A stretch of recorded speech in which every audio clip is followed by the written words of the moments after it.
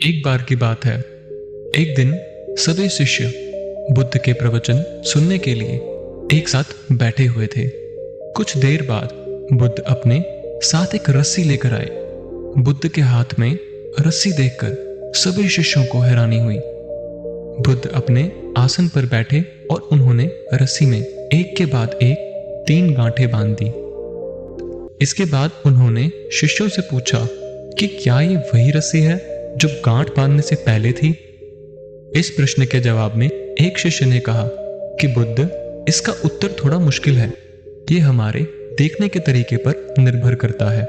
एक तरह से तो रस्सी वही है, इसमें कोई बदलाव नहीं है। एक अन्य शिष्य ने कहा कि अब इसमें 3 गांठें लगी हुई है जो कि पहली रस्सी में नहीं थी। इसे बदला हुआ भी हम कह सकते हैं। कुछ शिष्यों ने कहा कि वास्तव में मूल रूप से रस्सी वही है, लेकिन बदली हुई दिखाई दे रही है। लेकिन इसका मूल स्वरूप तो वही है, बदला नहीं है। शिष्यों की बातें सुनकर बुद्ध ने कहा कि आप सभी सही बोल रहे हैं। अब मैं इन गांठों को खोल देता हूं। ये बोलकर बुद्ध रस्सी के दोनों सिरों को खींचने लगे। बुद्ध ने पूछा कि क्या इस प्रकार रस्सी की गांठें खुल जाएंगी? सभी शिष्यों ने कहा कि नहीं, ऐसा करने से तो गांठें और ज्यादा कस जाएंगी। इन्हें खोलना और मुश्किल हो जाएगा। बुद्ध ने कहा कि ठीक है, अब एक अंतिम प्रश्न पूछता हूं। इन गांठों को खोलने के लिए हमें क्या करना चाहिए?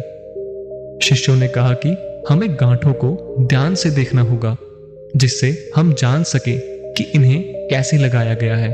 इसके बाद हम गांठें आसानी से खोल सकते हैं। बुद्ध इस जवाब से पूरी तरह संतुष्ट हो गए और उन्होंने कहा कि ये सही बात है। हम परेशानियों में फंसे रहते हैं और बिना कारण जाने ही उनका हल खोजने लगते हैं, जबकि हमें पहले समस्याओं के मूल को समझना चाहिए। जब समस्याओं की वजह समझ आ जाएगी तो उन्हें सुलझाना बहुत ही आसान हो जाएगा।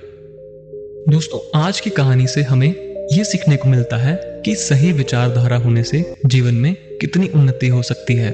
विचारधारा बहुत ही महत्वपूर्ण है।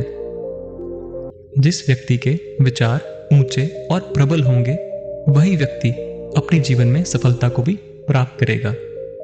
सफलता सबसे पहले हमारे भीतर से शुरू होती है। जीवन में जैसा दृष्टिकोण हम रखते हैं, हमें जीवन वैसा ही मिलता है। अपने भीतर की शक्ति को पहचानो, क्योंकि सारे राज आपके भीतर ही हैं।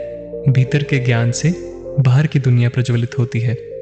जिसके भीतर ज्ञान का प्रकाश विद्यमान है, उसे हर तरफ उजाला, रोशनी ही रोशनी दिखाई पड़ती है।